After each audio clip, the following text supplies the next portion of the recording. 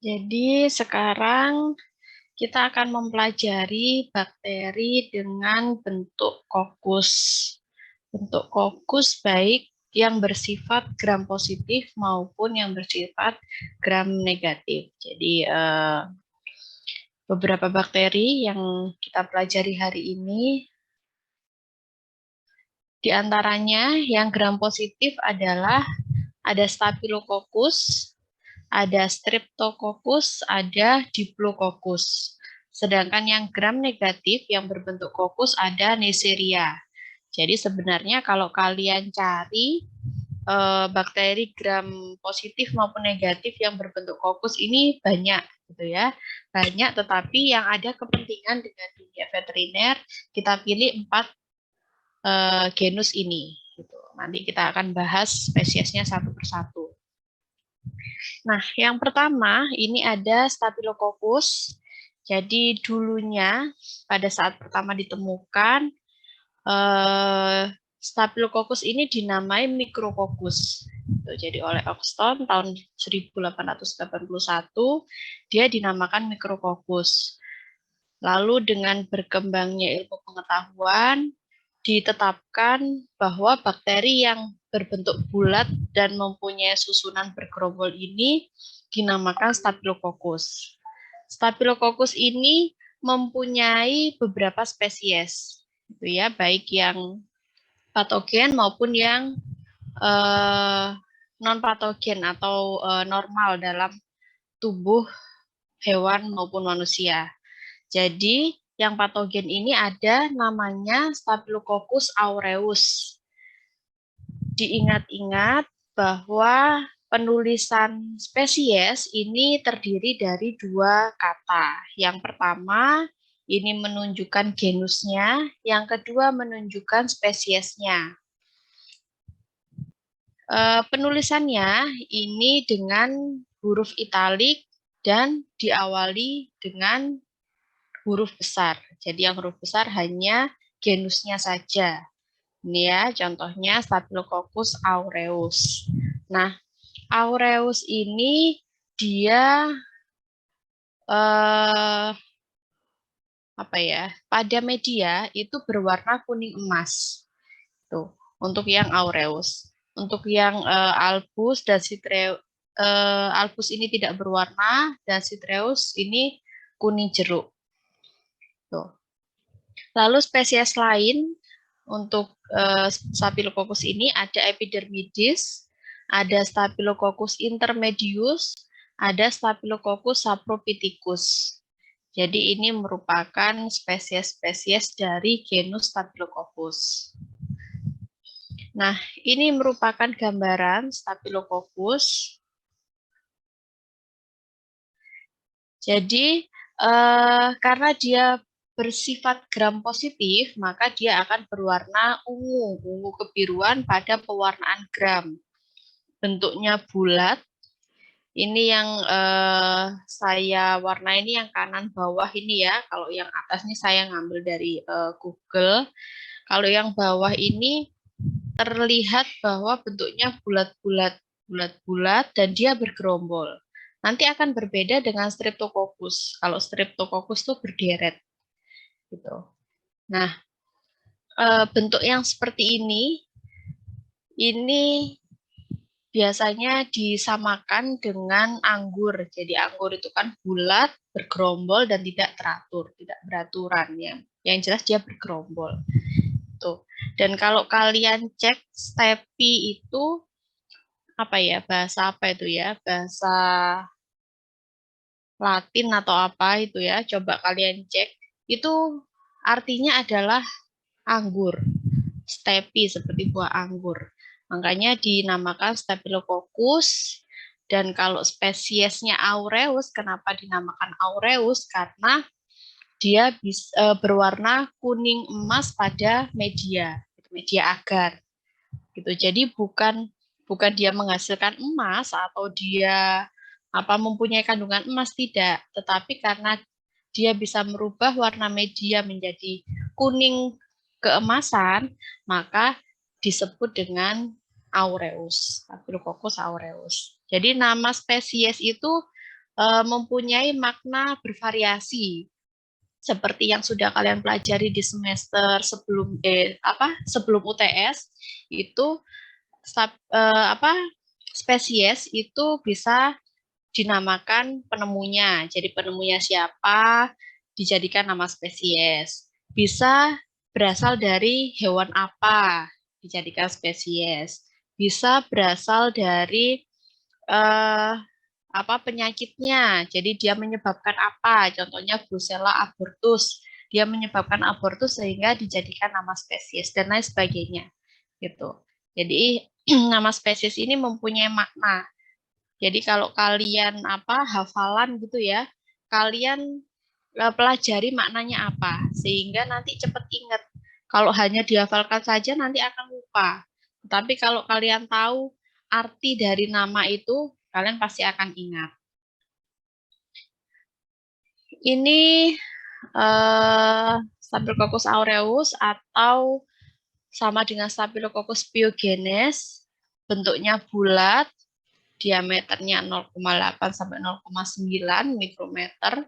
Jadi oleh karena itu kenapa bakteri ini dilihatnya dengan mikroskop pembesaran 1000 gitu ya, 100 objektif, 10 okuler dan harus ditambahi oil emersi.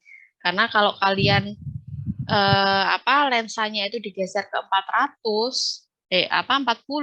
atau 10 bahkan itu nggak akan terlihat. Mungkin terlihatnya hanya titik-titik sangat kecil sekali gitu ya. Jadi kita harus menggunakan pembesaran 100 lensa objektif. Lalu dia non-motil, Staphylococcus ini susunannya bergerombol dan tidak teratur seperti anggur, gram positif dan juga tidak mempunyai spora, sporanya negatif. Sifat pertumbuhan ini bersifat aerob sampai mikroaerofilik. Jadi dia membutuhkan oksigen dalam jumlah yang sedikit, mikroaerofilik. Suhunya 37 sampai 30 derajat Celcius. Jadi pada rentan ini dia bisa tumbuh dengan baik dan bisa tumbuh, koloninya bisa kita lihat pada media agar ini selama 18 sampai 24 jam. Jadi ini rata-rata pertumbuhan bakteri. pH-nya yang optimal adalah 7,4 dan pada media agar koloninya halus dengan diameter 2 sampai 4 mm. Jadi ini sifat-sifat pertumbuhan dari Staphylococcus aureus dan juga Pyogenes. Nah, ini yang sudah pernah kalian lihat juga PPT-nya, gambarannya, bahwa Staphylococcus ini bisa ditanam pada media agar yang bernama mannitol salt agar. Kalau kalian buka lagi PPT tentang media, mannitol salt agar ini mempunyai kandungan garam yang tinggi. Jadi coba kalian cek kandungan garamnya itu berapa persen. Kenapa? Karena pada media ini hanya spesifik untuk bakteri-bakteri yang bisa hidup pada kadar garam yang tinggi. Sedangkan bakteri yang tidak tahan terhadap kadar garam yang tinggi, maka dia tidak bisa hidup. Jadi dihambat pertumbuhannya. Makanya ini termasuk media selektif untuk Staphylococcus. Nah, pada MSA ini, Staphylococcus aureus, dia akan merubah warna media menjadi kuning. Begitu juga dengan koloninya. Jadi awalnya media ini berwarna merah bata gitu ya. Tetapi pada koloni yang tumbuh ini apabila Staphylococcus aureus dia bisa berubah warna medianya menjadi kuning. Kalau yang epidermidis ini tetap warna media tetap pink. Jadi tidak merubah warna media. Begitu juga yang bawah. yang bawah kiri ini dia merubah menjadi kuning medianya. Kenapa? Karena Staphylococcus ini bisa memfermentasi manitol dengan cepat. Sehingga apabila difermentasi itu kan hasilnya itu asam. Nah, asam ini bertemu indikator warna, nanti dicek sendiri MSA ini apa indikator warnanya. Sehingga jika bertemu indikator warna tadi akan berubah media menjadi kuning. Jadi sisanya ini yang nggak ditumbuhi bakteri tetap warnanya, tetapi yang ditumbuhi bakteri akan berubah kuning.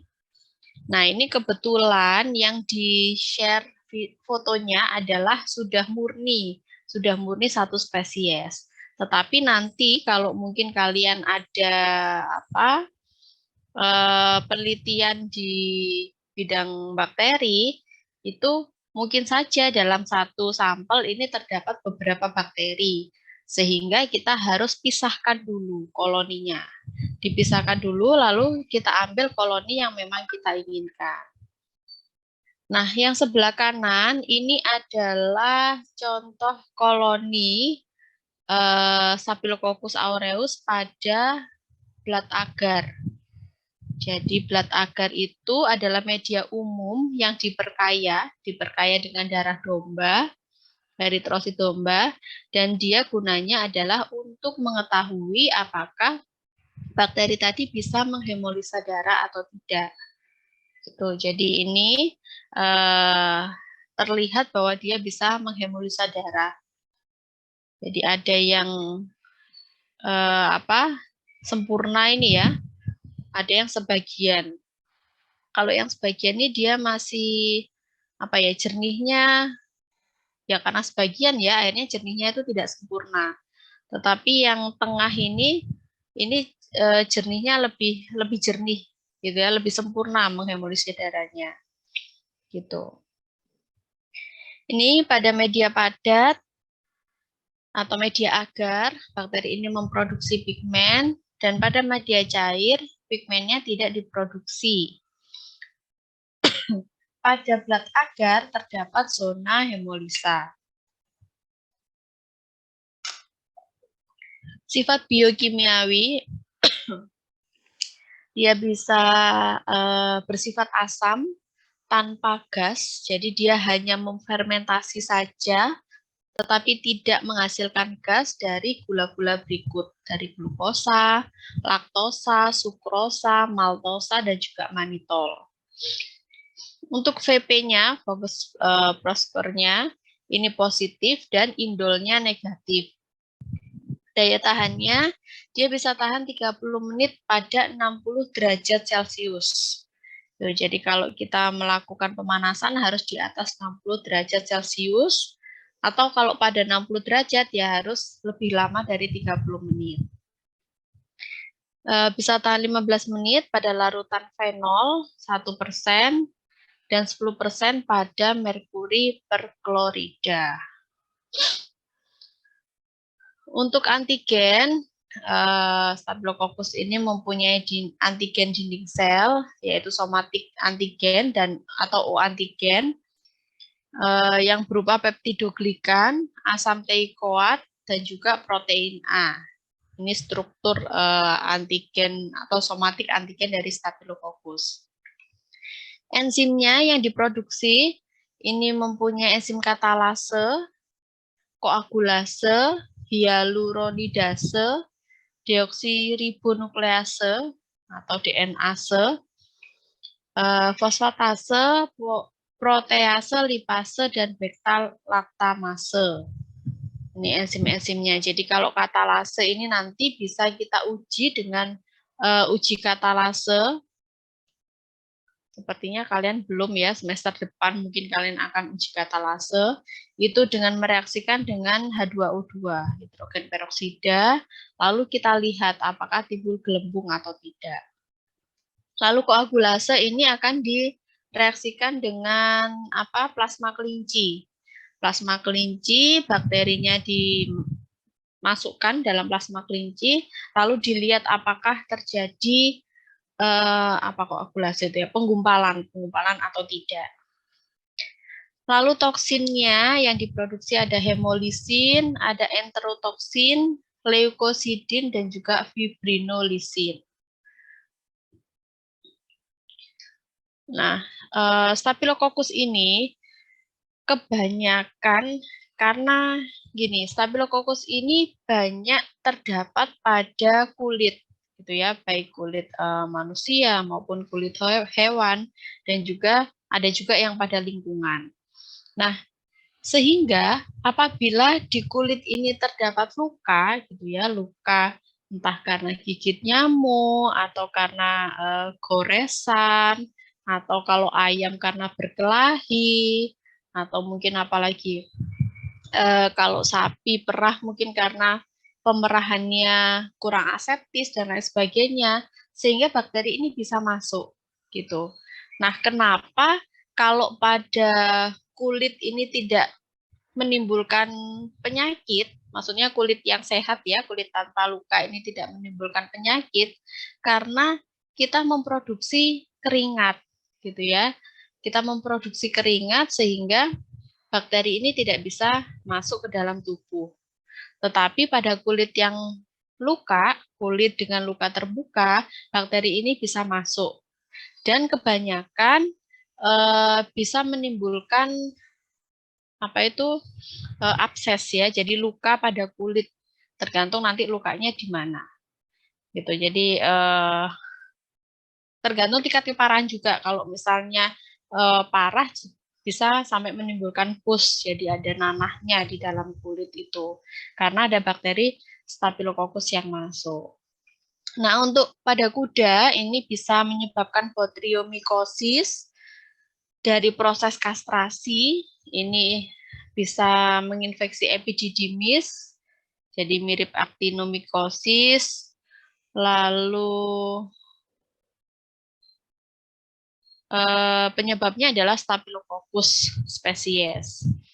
Untuk sapi perah ini bisa menyebabkan mastitis, itu tadi ya, kalau tangan pemerahnya tidak bersih, lalu tiba-tiba langsung memerah, dan kalau memerah itu kan ada saluran ya, ada saluran ke ambingnya yang terbuka. Nah, kalau tangan pemerahnya tadi kurang aseptis, maka bisa kuman yang ada di tangan pemerah ini bisa masuk ke dalam ambing gitu dan menyebabkan mastitis.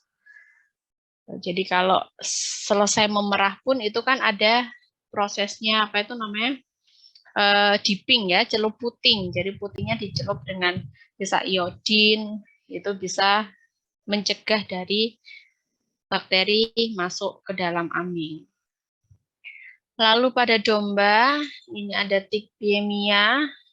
Jadi Ixodes ricinus ini membawa Staphylococcus aureus yang nanti bisa berkembang biak dan menyebabkan septisemia.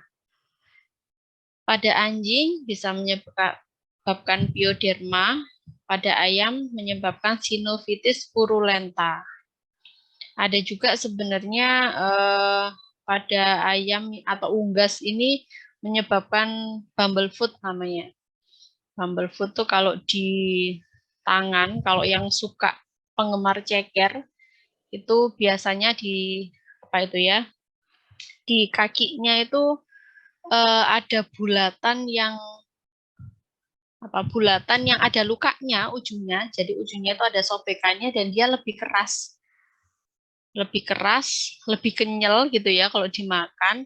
Nah, itu namanya bumblefoot. Bumblefoot ini ya akibat luka terbuka di ayam, di kaki ayam, lalu bakteri Staphylococcusnya masuk, bisa terjadi peradangan di sana. Nanti kita bahas di semester depan penyakitnya. Lalu kelainan kulit, ini tadi ya ada luka lepuh, ada abses, karbunkel. Ini sering diderita oleh hewan kalau ada kulit dengan luka terbuka.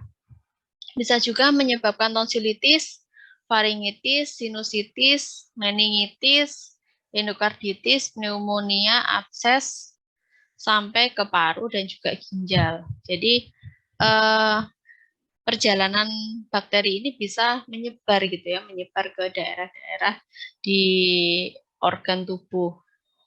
Selain itu juga bisa menyebabkan keracunan makanan.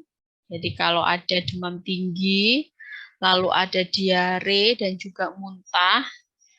Kalau muntah itu lebih baik gitu ya, karena dia akan dikeluarkan. Tetapi kalau nggak muntah, ini yang mungkin akan memicu penyakit yang lebih parah lagi. Karena kalau muntah itu kan bakterinya itu ada di muntahannya itu juga, begitu juga diare. Tapi kalau nggak dikeluarkan ini yang bisa menyebabkan masalah yang lebih fatal. Jadi sekitar 6 jam setelah makan untuk keracunan makanan ini, tetapi bisa juga sebelum itu.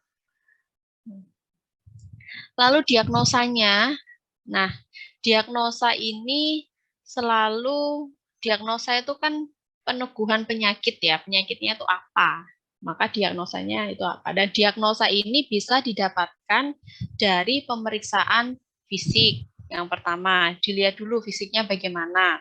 Kalau hewan kita cek suhunya berapa. Oleh karena itu kita harus tahu suhu normal hewan. Jadi karena kita dokter hewan ya, menangani beberapa hewan dan suhunya itu tidak sama suhu normalnya, maka kita harus pelajari suhu normalnya berapa, lalu kita lihat nafasnya, jantungnya ini berapa, per menitnya berapa, itu dari pemeriksaan fisik. Dan juga kita bisa lihat dari lemas atau tidak, dan lain sebagainya. Setelah pemeriksaan fisik, kita bisa diagnosa penunjang. Diagnosa penunjang untuk penyakit bakteri ini pastinya adalah isolasi dan identifikasi bakteri. Kalau kita sudah melakukan anamnesa, jadi anamnesa itu ini. Anamnesa itu wawancara ke kliennya. Jadi kan hewannya nggak mungkin ya kalian tanya, sakit apa, itu kan nggak mungkin. Yang kalian tanya adalah kliennya, yang punya. Yang punya ditanya, kenapa Bu, kenapa Pak, habis makan apa mungkin ya, atau di rumah gejalanya bagaimana, itu kalian tanya ke kliennya. Nah, di wawancara itu disebut anamnesa. Anamnesa, lalu pemeriksaan fisik. Kalian dari dua itu nantinya pasti akan curiga ke mengerucut ke satu penyakit gitu ya.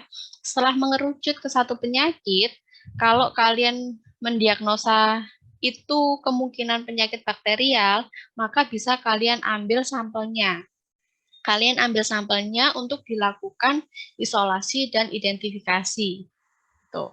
Nah, sampelnya ini bisa didapatkan dari mana? Tergantung gitu ya, tergantung dari yang bisa diambil di mana, atau atau lukanya ini di mana. Kalau dia diare, berarti kalian bisa ngambil fesesnya. Kalau dia muntah, kita bisa ambil dari muntahannya. Kalau ada luka di kulit, kita bisa ambil ya lukanya itu tadi, absesnya bisa kita bukan kita swab kita scrap ya. Jadi kita ambil dalamnya, bukan luarnya. Kalau misalnya dia mastitis, kita bisa ambil susunya. Jadi dari dalam ambingnya itu kita ambil susunya untuk dilakukan isolasi dan identifikasi. Gitu. Jadi tergantung sakitnya di mana dulu. Gitu. Sampelnya ini menentukan dari itu sakit apa. Jadi kalau itu tadi ya, kalau diare ya kita ambil fesesnya dan lain sebagainya. Setelah kita ambil sampelnya tadi, lalu kita lakukan isolasi. Jadi yang pertama itu isolasi. Kalau kalian sering dengar isolasi dan identifikasi, maka isolasi itu adalah menumbuhkan bakteri yang tadinya berada di alam pada media yang kita buat. Tuh, yang kita buat di lab. Jadi kalau kalian ada gambaran, oh ini penyakit bakterial, oh kemungkinan ini mastitis contohnya. Berarti saya harus nyiapkan apa, media apa di lab. Itu kalian sudah punya gambaran itu. Oh, saya menyiapkan NA misalnya, atau blood agar, atau MSA. Itu kalian siapkan dulu di lab. Sembari kalian ambil sampelnya. Lalu kalian lakukan isolasi dengan cara menanam pada media agar yang sudah kita siapkan dengan cara strik. Jadi di streaking, membuat garis zigzag pada media agarnya. Dan itu diinkubasi pada 37 derajat Celcius selama 18-24 jam pada inkubator. Nah, setelah tumbuh, kita lakukan pewarnaan gram. Jadi untuk meneguhkan kalau itu benar-benar Staphylococcus gitu ya, karena kalian sudah curiganya ke sana diagnosanya. Lalu kalian lakukan pewarnaan gram, lalu ternyata sudah, oh iya betul, ini gram positif, ini berbentuk bulat dan bergerombol. Cuman kalian belum tahu ini Staphylococcus yang apa gitu kan. Kalian bisa uji menggunakan blood agar. Kalau dia bisa menghemolisis darah, bisa diarahkan ke spesies tertentu. Lalu katalase tes dengan menggunakan hidrogen peroksida atau H2O2.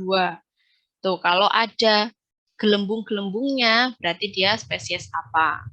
Lalu koagulase tes, ini menggunakan plasma kelinci. Kemarin kalian udah belajar ya bagaimana cara mengambil plasma. Jadi darah kelinci dimasukkan ke dalam tabung yang ada antikoagulannya, lalu disentrifus, didapatkan supernatan. Supernatan itu yang disebut plasma. Nah, plasma dari kelinci ini nanti akan ditanam bakteri Staphylococcus. Staphylococcus lalu diinkubasi dan dilihat apakah terdapat gumpalan atau tidak, atau mengkoagulase plasma kelinci atau tidak. Apa ya, mengkoagulase itu mengentalkan ya, mengentalkan plasma kelinci atau tidak. Itu. Jadi itu adalah uji-uji yang bisa kita lakukan untuk mengetahui spesies Staphylococcus. Gitu. Jadi habis isolasi itu kalau sudah tumbuh di media agarnya baru kita identifikasi. Identifikasi itu spesies apa sih? Jadi kalau isolasi itu oh benar ini Staphylococcus, ini benar genusnya Staphylococcus, tetapi spesies apa? Nah, itu harus kita identifikasi. Gitu. Ini yang atas ini adalah contoh uji katalase. Jadi kalau ada bakteri, lalu kita beri H2O2 dan dia menimbulkan gelembung-gelembung gas, maka disebut katalasenya positif. Sedangkan kalau ada bakteri diberi H2O2 dan tidak menimbulkan reaksi apapun, maka katalasenya negatif, seperti yang di objek gelas yang sebelah kiri. Ini yang atas adalah katalase. Yang bawah adalah uji koagulase. Jadi pada tabung itu ada plasma kelinci, lalu ditambahkan bakterinya, lalu kita inkubasi. Setelah diinkubasi, itu kita lihat, cara melihatnya bagaimana. Tabung ini bisa kalian miringkan. Apabila pada saat kalian miringkan ini airnya apa ya? Airnya tidak menggumpal atau apa ini? Langsung turun begitu saja, maka koagulasenya negatif. Tetapi pada saat tabung ini dimiringkan dan ternyata ada sesuatu yang menggumpal di sini ya, jadi nyangkut, jadi nggak bisa nggak bisa mengalir begitu saja, maka koagulasenya disebut positif. Gitu. Jadi ini adalah uji koagulase. Ini dua standar ini yang biasanya digunakan untuk identifikasi Staphylococcus aureus. Yang satunya ada uji VP. Lalu berikutnya ada Staphylococcus intermedius. Jadi nanti kalau misalnya di tengah-tengah saya kecepatan atau nggak jelas, bisa tanya ya, bisa langsung aja tanya, nggak apa-apa. Saya lanjutkan. Ini Staphylococcus intermedius, dia merupakan flora normal pada kulit, pada rambut, rongga telinga, dan juga gusi. Kalau di merpati, itu di nasofaringnya, apabila kalian swab itu menggunakan cotton swab, akan ditemukan Staphylococcus intermedius. Intermedius ini tidak menghasilkan pigmen dan asetoin, dia memfermentasi manitol tetapi lambat. Koagulase tesnya menunjukkan hasil yang positif. Nah, ini pembeda uji identifikasi Staphylococcus spesies. Jadi antar aureus, intermedius, saprophyticus, dan juga epidermidis. Kalau aureus ini manitol, koagulase, VP, dan katalase ya. Katalasenya belum, ini katalasenya ini positif semua.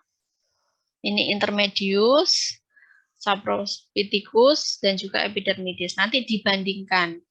Jadi kalau kalian punya beberapa sampel Staphylococcus, tetapi kalian nggak tahu itu Staphylococcus apa, bisa diuji identifikasi.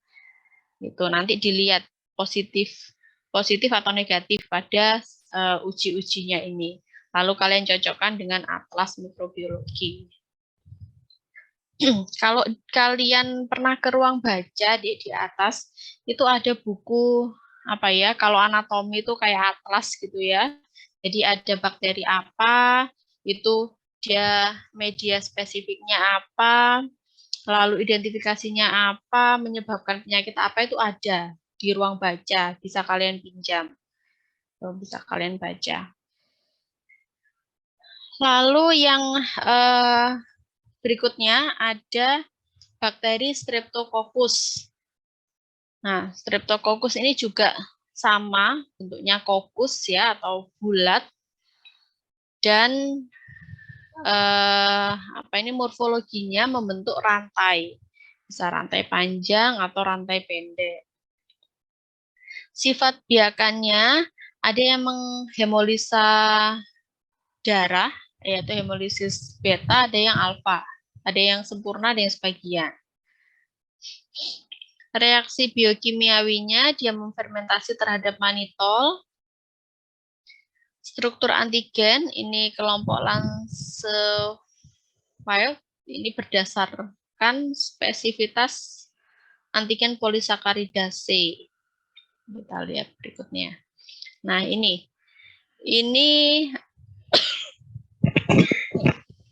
adalah morfologi dari Streptococcus.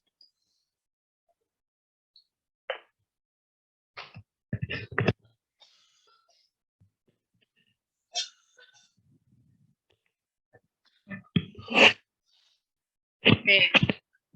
Jadi perbedaannya dengan Staphylococcus tadi, kalau Staphylococcus bergerombol, tetapi kalau ini berantai gitu ya, seperti rantai. Dan ini terlihat jelas pada saat pewarnaan gram. Morfologinya ini 0,5 sampai 1 mikrometer, non-motil, membentuk rantai pendek atau panjang, gramnya positif, sporanya negatif, dan beberapa strain ini mempunyai kapsul, membentuk kapsul, yaitu asam hyaluronat. Ini sifat biakannya, jadi kita bisa tanam pada media yang mengandung darah, yaitu blood agar. Jadi bisa mengandung darah, serum, atau cairan asites. Ini dia akan tumbuh subur. Lalu sifatnya berikutnya adalah aerob sampai mikroaerofilik. Suhu optimumnya 37 derajat Celcius. Dan pada media agar koloninya kecil, halus, transparan, seperti tetes embun. Nah, ini kalau kalian pernah melihat embun, itu seperti itu Streptococcus pada media agar. Dan menghemolisis darah secara sempurna. atau beta hemolisis. Daya tahannya dia bisa mati pada 56 derajat Celcius selama 80 menit dan peka terhadap sulfanilamid, penisilin, dan basitrasin. Ini sepertinya juga belum update. Jadi kalau antibiotik yang digunakan, ini kalian bisa cek berdasarkan penelitian yang terbaru. Tuh ya, karena saat ini memang banyak antibiotik yang sudah bukan antibiotik, banyak bakteri yang sudah resisten terhadap beberapa antibiotik. Sifat biokimia menghasilkan asam tanpa gas dari glukosa, laktosa, sorbitol, dan juga maltosa. Jadi hanya merubah warna media gula-gula saja, tetapi tidak ada gasnya.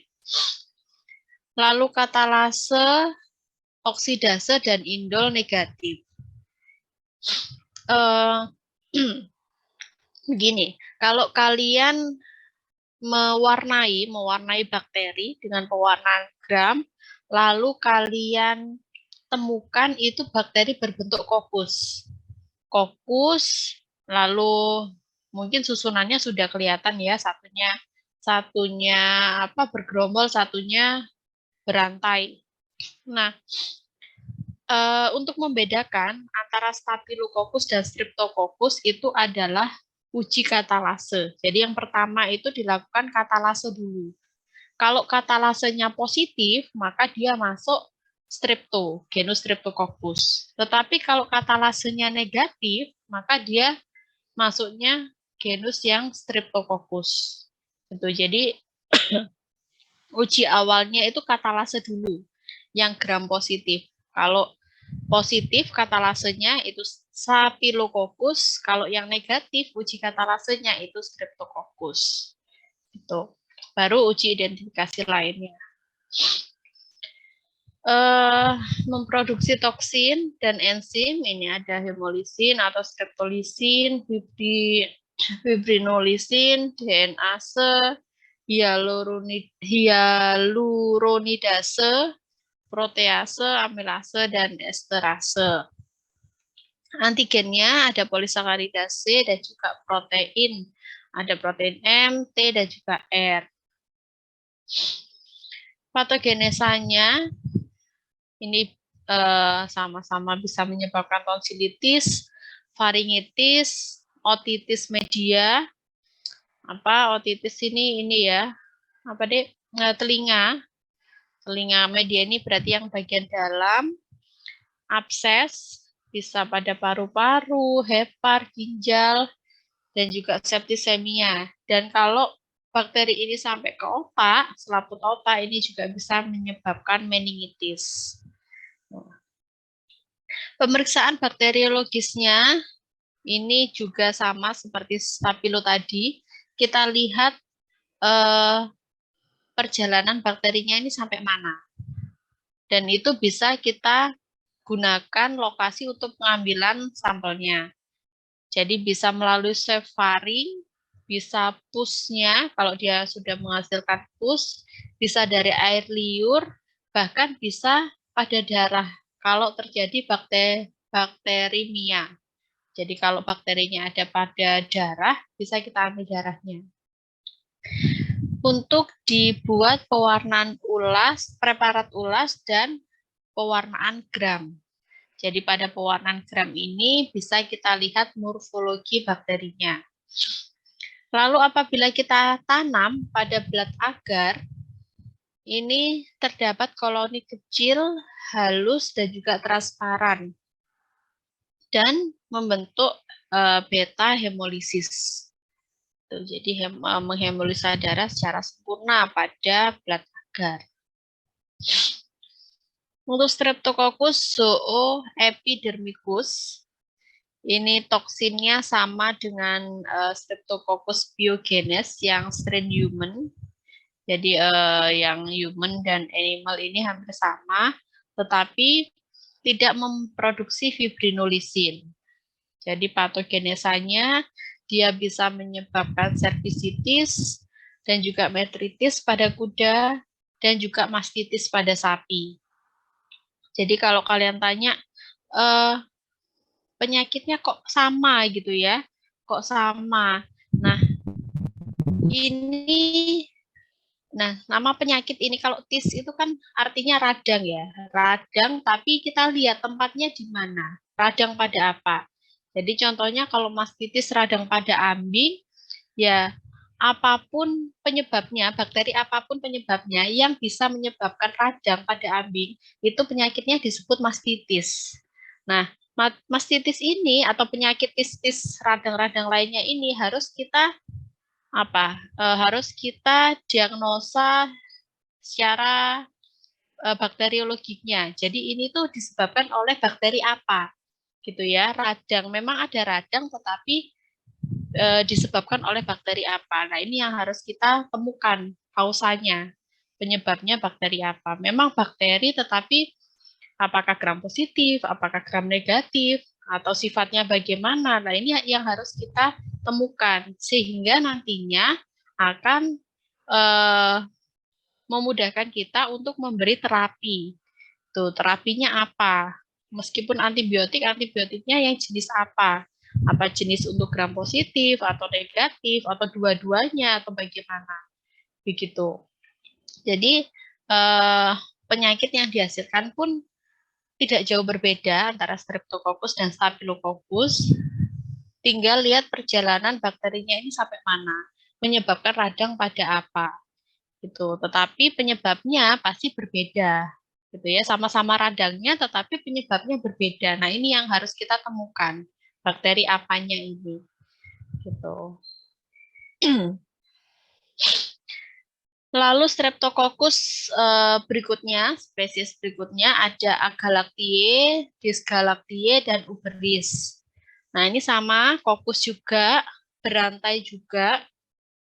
Yang Agalactiae dan Dysgalactiae ini rantainya panjang. Sedangkan yang Streptococcus uberis ini rantainya pendek.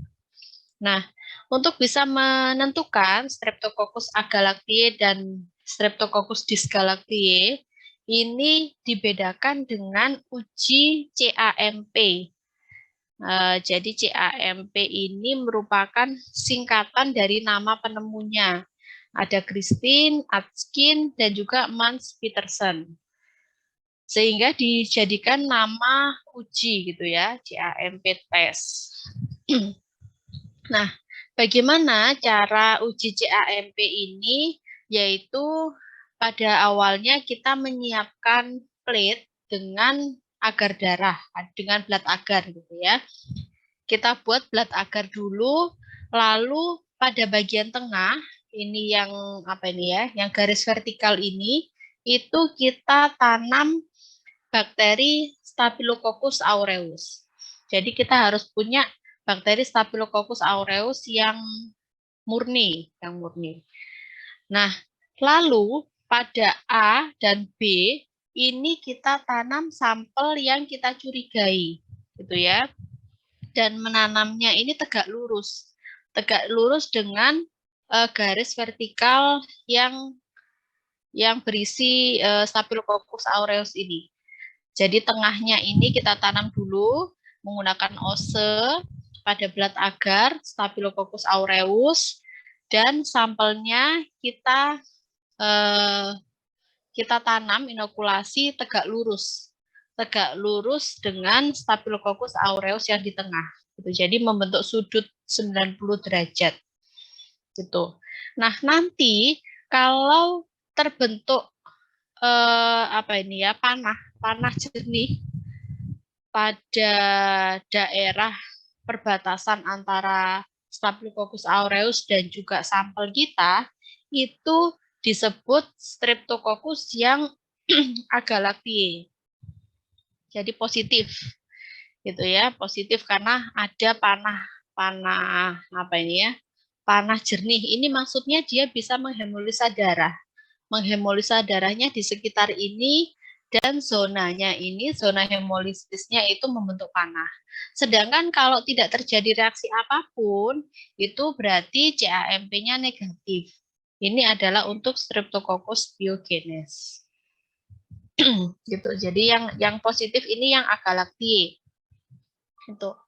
Yang lainnya tidak terbentuk tidak terbentuk zona hemolisa yang seperti panah ini.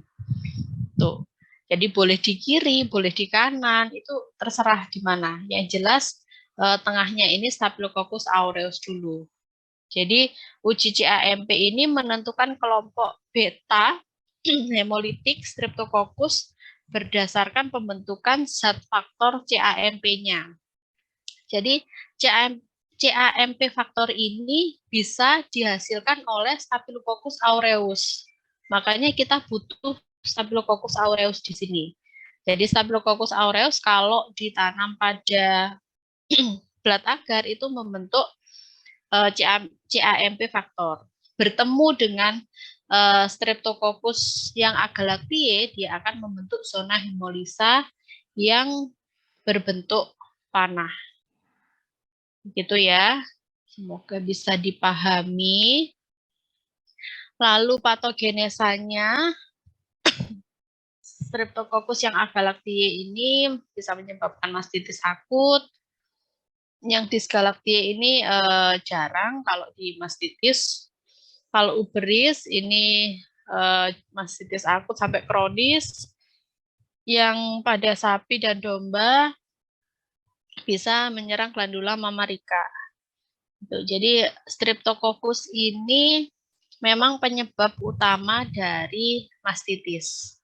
Biasanya kalau ada kasus mastitis, lalu kita isolasi, identifikasi, pasti dua kemungkinannya, Streptococcus maupun Staphylococcus. Gitu.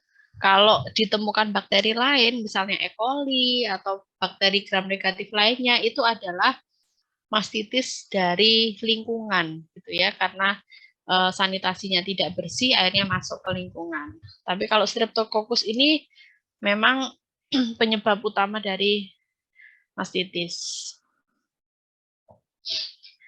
Lalu ada Streptococcus equi. Ini biokimianya tidak memfermentasi laktosa, hemolisinnya positif, patogenesanya dia bisa menyebabkan strangles. Strangles itu ingusan. Jadi karena gejalanya itu mengeluarkan ingus pada kuda, itu penyakit strangles disebabkan oleh Streptococcus equi. Penyebarannya bisa melalui kontak langsung, melalui oral maupun inhalasi. Nah, ini uji identifikasi yang membedakan Streptococcus spesies. Jadi bisa pada hemolisisnya, hemolisis apa masuknya, beta, alfa atau tidak menghemolisa, itu bisa kita tanam pada blat agar. Lalu uji VP, lalu uji manitol, lalu ini tadi ya, laxofit AG ini, antigen ini. Masuknya yang mana? Jadi sama seperti tadi ya, katalase tidak masuk karena katalase ini itu uji di awal. Sebelum identifikasi, katalase itu membedakan dia stabilo atau strepto. Makanya dilakukan di awal. Kalau memang katalasenya sudah positif, maka stabilo, kalau negatif strepto.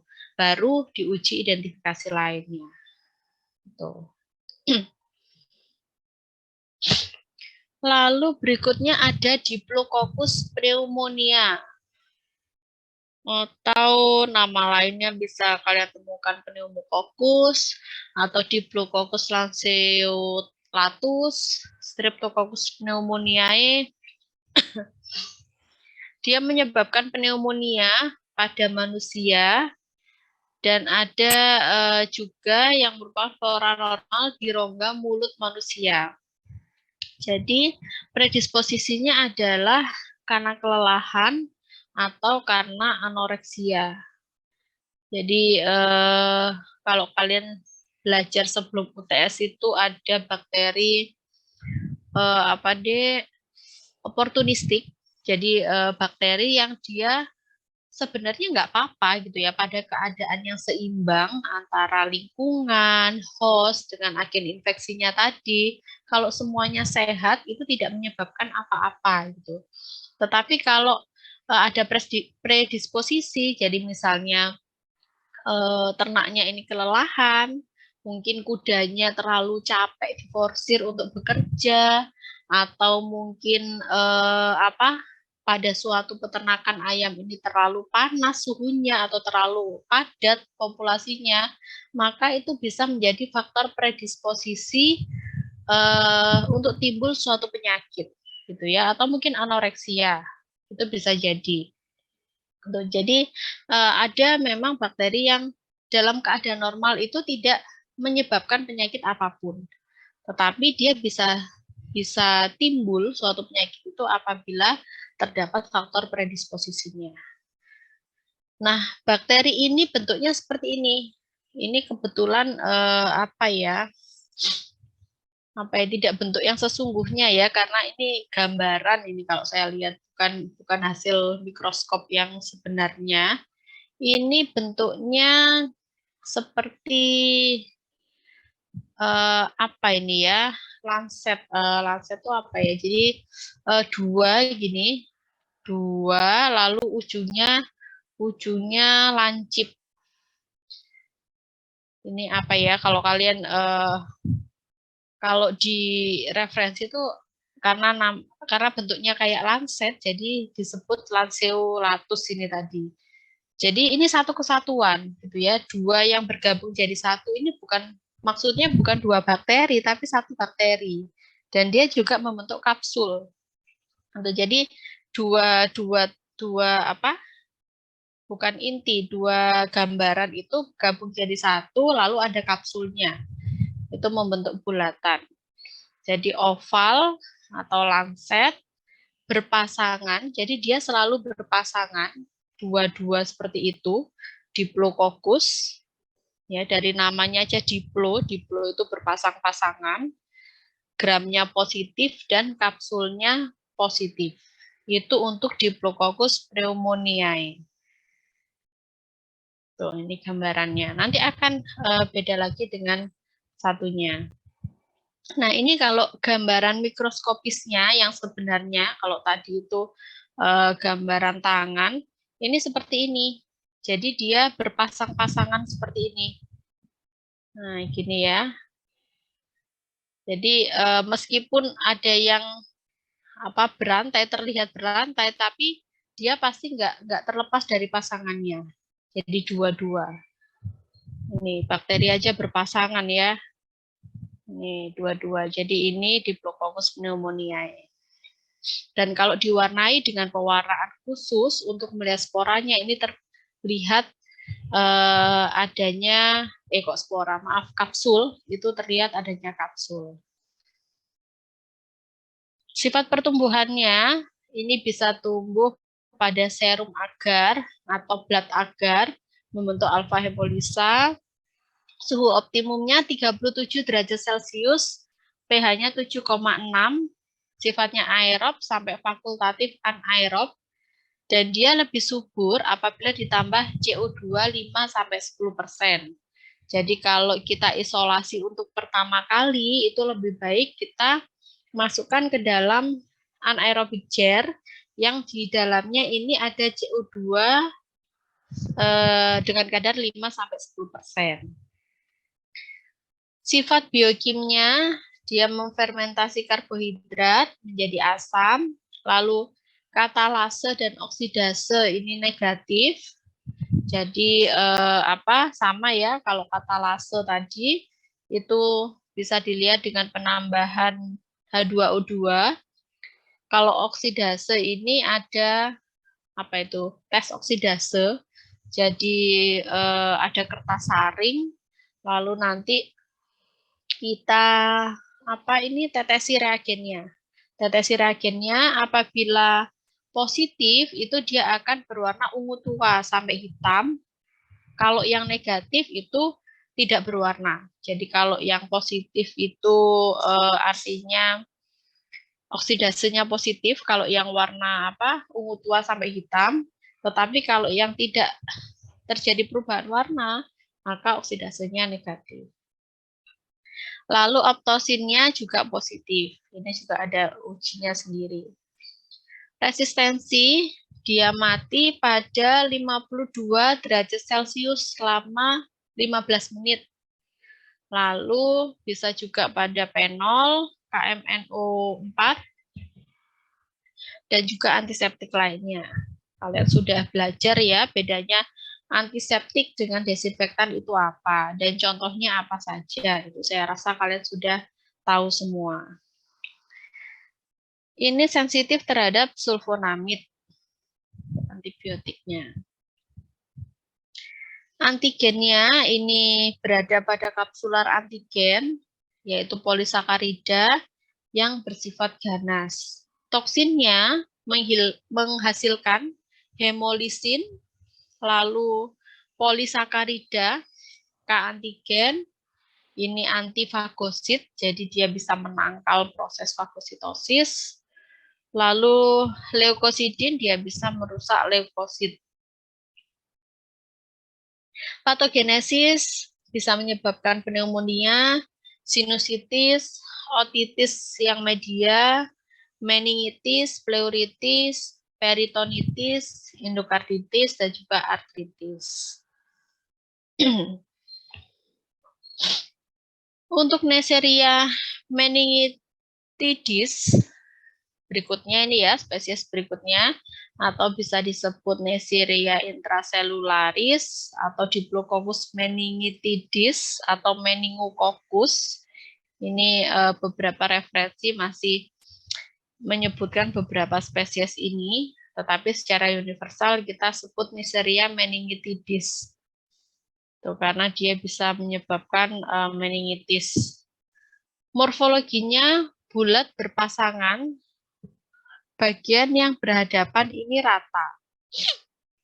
Anaerob, aerob, gram negatif, lalu ukurannya 0,6 sampai 0,8 mikrometer. Untuk sifat pertumbuhan, media ini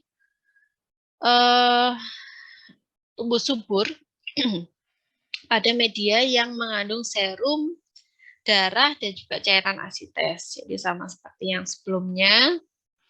Dan subur bila ditambah CO2 dengan kadar 5-10%. Bakteri ini non-hemolisa sifatnya, jadi tidak bisa melisiskan eritrosit. Suhu optimumnya 37 derajat Celcius dengan pH 7,4. Sifat biokimianya, jadi katalase dan juga oksidasinya positif, lalu fermentasi glukosa dan maltosa akan menghasilkan asam tanpa terbentuk gas.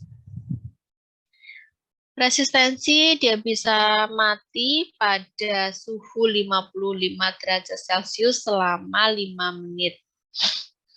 Dan sensitif,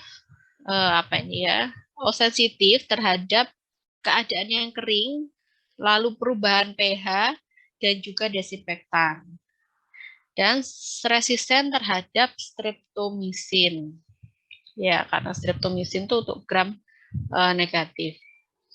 Patogenesa, ini anak-anak bisa menyebabkan meningitis. Makanya tadi namanya Neisseria meningitidis. Ini yang secara umum dipakai nama ini karena bisa menyebabkan meningitis pada anak-anak. Dan tingkat kematian yang tinggi. Mortalitas itu kematian. Lalu ada lagi Neisseria gonorrhoeae. Neisseria gonorrhoeae ini dia bulat, berpasangan, dan sisi yang berhadapan ini cekung. Jadi kalau kalian pernah lihat biji kopi, maka Neisseria gonorrhoeae ini itu sama seperti biji kopi. Ya, nanti ada gambarnya. Sebentar, ini kok gram negatif ya? Ya, gram negatif. Oh, yang Neisseria ini gram negatif yang berbentuk kokus. Yang berbentuk kokus.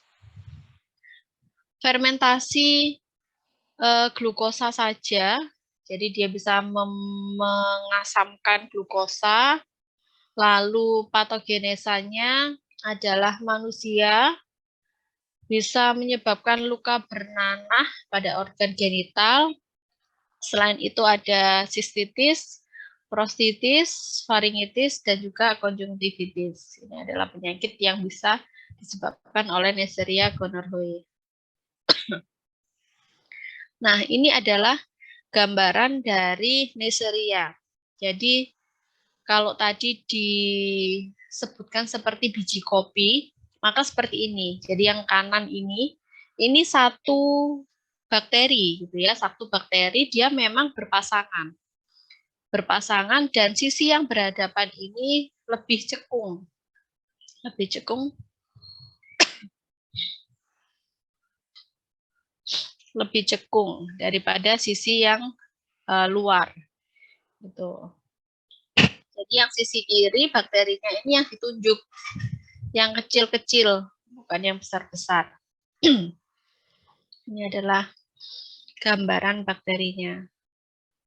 Oke, saya rasa itu kuliah kita hari ini. Ada berbagai bakteri ya yang kita pelajari hari ini, nambah lagi hafalannya. Dari yang kemarin sudah, sekarang ada kokus, baik yang gram positif maupun yang negatif. Baik yang berantai, yang bergerombol, maupun yang berpasangan. Gitu. Jadi ada Staphylococcus, Streptococcus, Diplococcus, dan juga Neisseria. Jadi nanti kalau ditanya, kalian harus tahu karena sudah diberikan materinya. Oke, ada yang mau didiskusikan untuk kuliah hari ini? Nanti kita praktikum jam 1 ya, Dek ya? Betul ya? Oke. Jam 1 dengan topik, sebentar apa ya? Jamur ya. Jamur, pengenalan koloni pertumbuhan kok bakteri, sebentar. Oh, pemeriksaan jamur. Kalau di jadwal ini kan ada uniseluler, ada multiseluler. Ini nanti kita gabung saja, baik yang uniseluler maupun yang multiseluler. Baik yang mikros maupun yang makros. Nanti disiapkan apa? Mikroskop yang stereomikroskop dan juga mikroskop yang biasa. Oke, ada yang mau ditanyakan?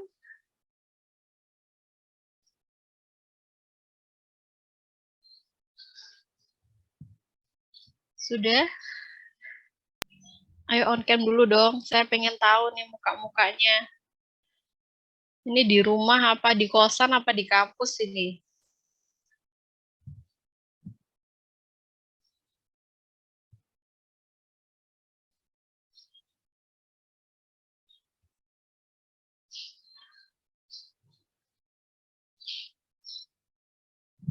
Ada yang berdua?